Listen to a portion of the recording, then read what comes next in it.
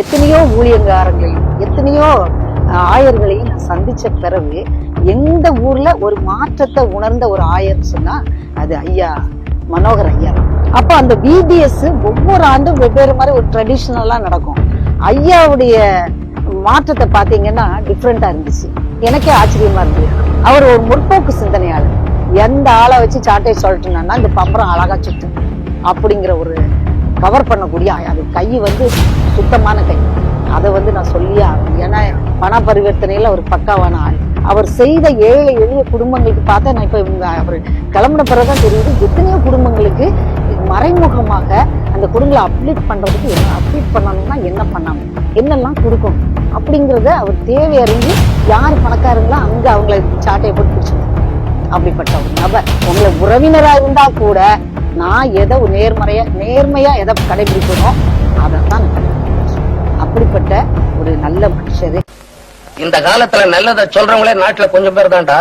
திருமண்டலங்கள் தியாகத்தால் உருவானது, நமது தியாகத்தால் அல்ல. வெளிநாட்டு மிஷினரிகள் இங்கு இந்தியாவில் முன்னேறாத கிராமங்களை சென்று சேர்ந்து இங்கு இருக்கின்ற நிலைமையை பார்த்து முதலாவதாக ஆன்மீகத்தை மட்டுமல்ல இங்கிருக்கின்ற எல்லா மனிதர்களின் அறியாமையை நீக்க வேண்டும் என்பதற்காக கல்வியை உருவாக்கினார்கள். அதற்கு பிறகு மருத்துவம், அதோடு இணைந்துதான் ஆன்மீகத்தை உருவாக்கினார்கள். இது வரலாறு. அப்படி ஒரு வரலாறு படைத்த மண்ணிலிருந்து தற்போது உங்களை சந்தித்துக் கொண்டிருக்கிறேன். சாயர் என்று அழைக்கப்படுகின்ற வெளிநாட்டு மிஷினரி அவர்கள் இந்த சாயர்புரம் மண்ணுக்கு பல 100 ஏக்கர் நிலங்களை இந்த ஊருக்கென்று அந்த காலத்திலேயே எழுதி கொடுத்து இன்று சாயர்புரம் என்று அழைக்கப்படுகின்ற இந்த வரலாற்று புனித மண்ணில் நான் இன்று உங்களை சந்திக்கிறேன். தற்பொழுது தூத்துக்குடி ஆசிரியர் திருமண்டலத்தின் பேராயர் தேர்தலில் நின்று கொண்டிருக்கின்ற ரெவரண்ட் மனோகர் அவர்களை பற்றி நாம் ஏராளமாக சொல்லிவிட்டோம். இந்த திருமண்டலத்தில் இனிமேல் ஒரு பேராயர் வீழ்ந்துவிடக் கூடாது என்பதற்காக ஒவ்வொரு மனிதர்களாக சென்று சந்திக்கின்ற வேலைகளை நான் செய்து கொண்டிருக்கிறேன். அதன் ஒரு பகுதியாக ஐயா அவர்கள் பணியாற்றிய சாயர்புரம் மண்ணிலிருந்து உன் வாயல்ல புறத்தியானே உன்னை புகழட்டும் என்ற வேதாகமத்தின் வசனத்தின்படி அவர் மூலமாக நன்மை பெற்ற, ஆன்மீகத்தில் பெற்ற, அதுபோல ஏராளமான பொது விஷயங்களிலும் ஐயா சிறந்து சாதித்திருக்கிறார். அதை குறித்து ஒவ்வொன்றாக நமது வலைதளத்தின் மூலமாக உங்களிடம் கொண்டு சேர்க்கின்ற வேலையை தொடங்க இருக்கிறேன். ஐயா வணக்கம். உங்களை சந்திச்சதுல ரொம்ப சந்தோஷம். நீங்க பிரம்பு தொலைக்காட்சி இதுல இருந்து வந்திருக்கிறதாக நான் கேள்விப்பட்டேன். ஆனா நான் இங்க ஓய்வு பெற்ற ஒரு தலைமை ஆசிரியர். இந்த ஊர்ல நான் இன்னைக்கு நீங்க கேட்ட உடனே ஒரு அருமையான கொஸ்டின் கேட்டீங்க என்கிட்ட. இந்த ஊர்ல ஆலய பணிகளை எந்த விதத்துல இருக்குது, சமூக பணி எப்படி இருக்கிறது அப்படிங்கிற ஒரு கொஸ்டினை நீங்க ரைஸ் பண்ணீங்க. ஏன்னா கட்டாயமா ஒரு ஆசிரியரா நான் இந்த இடத்துல இந்த கருத்தை பதிவு பண்ண விரும்புறேன். ஏன்னா நான் இந்த ஊர்ல உடனே இந்த ஒரு 5 வருஷம் 10 வருஷம் இதை ஃபீல் பண்ணிட்டு நான் சொல்ல வரல. கிட்டத்தட்ட எனக்கு 60 வயசு ஆயிடுச்சு. இந்த நேரத்துல எத்தனையோ ஊழியங்காரங்களையும் எத்தனையோ ஆயர்களையும் நான் சந்திச்ச பிறகு எந்த ஊர்ல ஒரு மாற்றத்தை உணர்ந்த ஒரு ஆயர்னு சொன்னா அது ஐயா மனோகர் ஐயா தான். ஏன்னா இவங்களை பத்தி எத்தனை பேருக்கு தெரியுமோ தெரியாதோ, நான் பொதுவா வீட்டை விட்டு வெளியே வர மாட்டேன். ஞாயிற்றுக்கிழமை ஆலயத்துக்கு போற ஒரு ஆள் தான். ஆனாலும் என்னுடைய அரசு பணிக்கு நிமித்தமா நான் ஓடிட்டே இருந்த ஒரு ஆளு.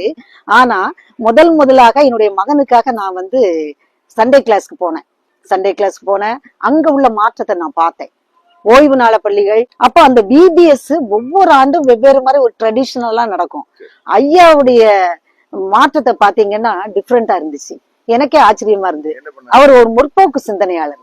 ஏன்னா ஒரு இடத்துல எதை எப்படி கொண்டு போகணும், கால மாற்றத்துக்கு ஏற்ப அதை அப்படி மாற்றமா எடுத்தாரு பாருங்க. வெளியே இருந்து ஆட்களை வர வச்சு என்டையர்லி டிஃப்ரெண்ட். ஒரு நிமிஷம் கூட அந்த டைம் ஷெட்யூல் ஆட்டும் அவரும் அவருடைய ஒய்ஃபும் அப்படியே பக்காவா எதிர்கால சந்ததியை எப்படி வழி நடத்தணுமோ அப்படி வழி நடத்தினாங்க.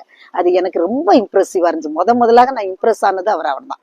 இதுக்கு முன்னால வழக்கமா ட்ரெடிஷனலா அப்படியே நடக்கும். ஏன்னா அப்போ முதல்ல நமக்கு ஆங்கிலேயர் வந்தாங்க, ஆண்டவரை பத்தி எடுத்து சொன்னாங்க. அதுல நம்ம எல்லாத்தையும் இப்ப லேர்ன் பண்ணிட்டோம். நிறைய விஷயங்களை நம்ம கடந்து வந்துட்டோம்.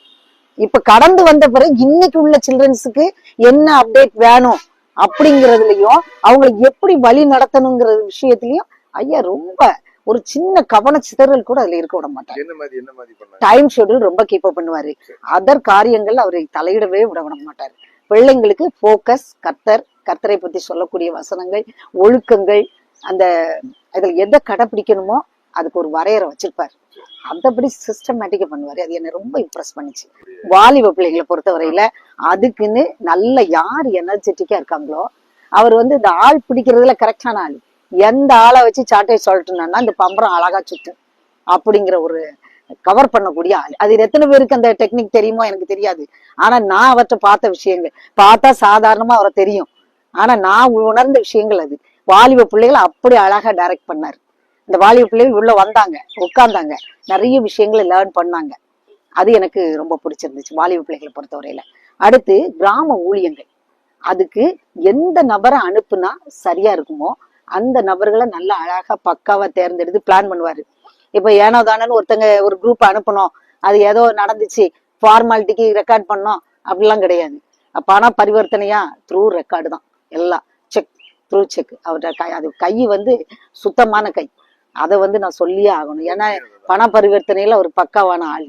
ஒருத்தர் ஒரு வருவாரு வீடு சந்திக்க, எங்களெல்லாம் வந்து சந்திச்சாருன்னு சொன்னா இது வரைக்கும் எத்தனையோ ஐயர் ஒரு செகண்ட் கூட அந்த குடும்பத்தினுடைய பாரத்தை மட்டும் ஜெபிப்பாரே ஒழிய அந்த குடும்பத்துடைய தேவைகளை ஒரு செகண்ட்ல கேட்ச் பண்ணிடுவாரு. எப்படி பிடிப்பாரு எனக்கு தெரியாது. ஆனா அவர் செய்த ஏழை எளிய குடும்பங்களுக்கு பார்த்தா, நான் இப்ப அவர் கிளம்பின பிறகுதான் தெரியுது எத்தனையோ குடும்பங்களுக்கு மறைமுகமாக அந்த குடும்பங்களை அப்லிட் பண்றதுக்கு என்ன அப்லிட் பண்ணணும்னா என்ன பண்ணணும், என்னெல்லாம் கொடுக்கணும் அப்படிங்கிறத அவர் தேவை அறிஞ்சு யார் பணக்காரங்களோ அங்க அவங்கள சாட்டையை போட்டு பிடிச்சிருவார். அப்படிப்பட்ட ஒரு நபர். எனக்கு அது ரொம்ப பிடிச்ச விஷயங்கள். ஏன்னா இவரை பத்தி தெரிஞ்சிருக்காது நிறைய பேருக்கு. உறவினர்கள் கூட அவர் செய்ததில்லை. உறவினர்கள் எனக்கு ஆதாயப்படணும், எனக்கு இதை ஃபேவர் பண்ணிருங்க அப்படின்னு சொன்னா கூட, ஒரு லேடி வந்து என்கிட்ட சொன்னாங்க, உறவினருக்கு எனக்கு கையெழுத்து போட மாட்டேன்ட்டாரு. ஆனா அது டிலே தான். என் உறவினரா இருந்தாலும் அதுல நான் கையெழுத்து போட மாட்டேன்னு சொன்னாரு. நான் அவங்ககிட்ட கேட்டேன், இவர் ஊழல் பண்ணிட்டாரு அப்படிப்பட்டவர் இப்படி சொல்றீங்களே, எதை வச்சு சொல்ல வரீங்க? எனக்கு அதுல கையெழுத்து போடல. உங்களை உறவினரா இருந்தா கூட நான் எதை நேர்மையா எதை கடைபிடிப்பனோ அதைத்தான் நான் கடைபிடிப்பேன். அப்படிப்பட்ட ஒரு நல்ல மனுஷரு. அவரு இன்னைக்கு பேராயரா நிக்கிறாருன்னு சொன்னா எனக்கு ரொம்ப மகிழ்ச்சி. அப்படிப்பட்ட ஆட்களை தேர்ந்தெடுக்கணும் மக்கள். ஏன்னா தூத்துக்குடி நாசிரியர் திருமண்டலம் வழி நடத்தப்படணும். ஏன்னா மாற்றம் ஒன்றே மாறாதது. அந்த மாற்றத்தை உருவாக்க வந்தவர்னு தானே. ஒருத்தர் வந்து பார்த்த உடனே முகத்தை பார்த்து மனிதன் வந்து அழகானவன் சொல்லக்கூடாது.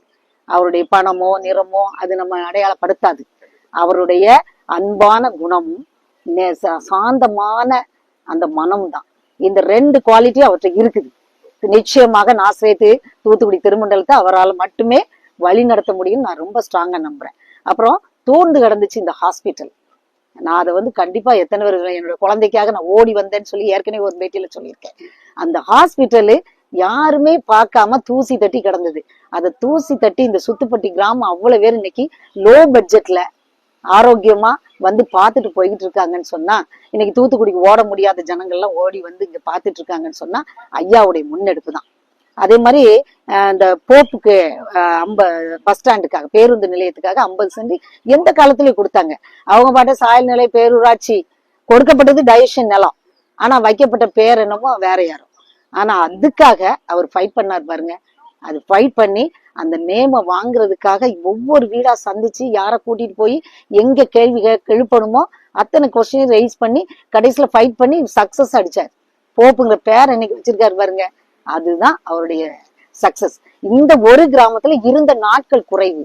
அவருடைய ஆலயத்துல அவர் சொல்லக்கூடிய வார்த்தைகள் சாட்டையான வார்த்தைகள். ஒவ்வொருத்தரையும் அது இண்டிகேட். நிறைய பேர் சொல்லுவாங்க அது அப்படி புரியல இப்படி. எப்பயுமே நம்ம அப்டேட்டடா இருக்கும் பொழுது அது புரியுறவங்களுக்கு புரியும். அன்றைக்கு பாரதி வந்து சொன்னார் பாருங்க, புதுமையை யாராவது ஏத்துக்கிட்டோமா, பெண்கள் வெளியே வரக்கூடாது அப்படின்னு சொல்லி அடைச்சு போட்ட காலத்துல பாரதி வந்து புதுமையான கருத்தை எவ்வளவு இன்ட்ரோடியூஸ் பண்ணாரு. எத்தனை பேர் ஏத்துக்கிட்டாங்க? ஏத்துக்கல. ஆனா இன்னைக்கு அதே போல புதுமையான கருத்துகளையும் முன்னோக்கு பார்வையும் எதிர்காலத்துல சார்பத்துறை வளர்ச்சியில அவருடைய பங்கு இன்னைக்கு ஊனப்பட்டு இருக்கிறது.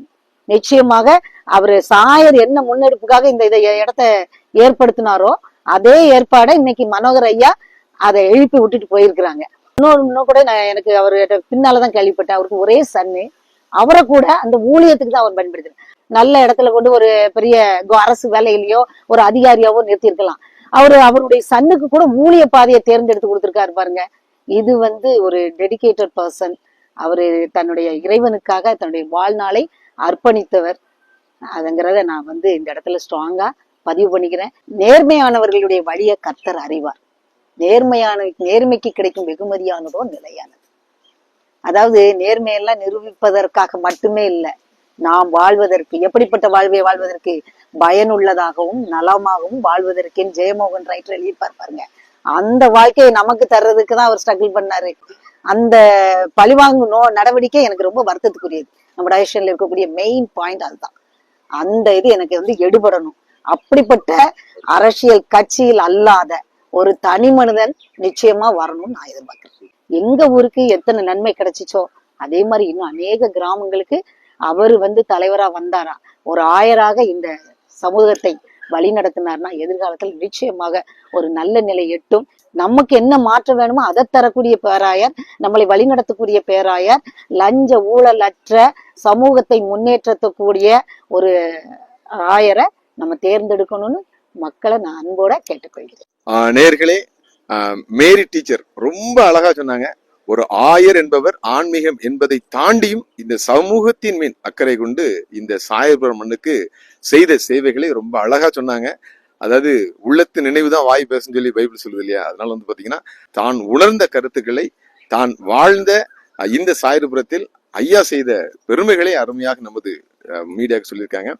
இப்படிப்பட்ட ஒரு ஆயர் பேராயராக மாறினால் நிச்சயமாக தூத்துக்குடி நாசிரியர் திருமண்டலம் இருக்கின்ற அனைத்து திருமண்டலங்களுக்கும் எடுத்துக்காட்டாக முன்மாதிரியாக இருக்கும் என்பதில் எந்த விதமான ஐயமும் இல்லை. இந்த திருமண்டல பேராயர் தேர்தலில் அணிகள் சார்பில் இல்லாமல் ஆண்டவர் சார்பில் போட்டியிடுகின்ற ஆயர் மனோகர் அவர்களை அனைவரும் தேர்ந்தெடுத்து இந்த திருமண்டலத்துக்கு பெருமை சேர்க்குமாறு அன்போடு கேட்டுக்கொள்கிறோம். அனைவருக்கும் கண்கள் போல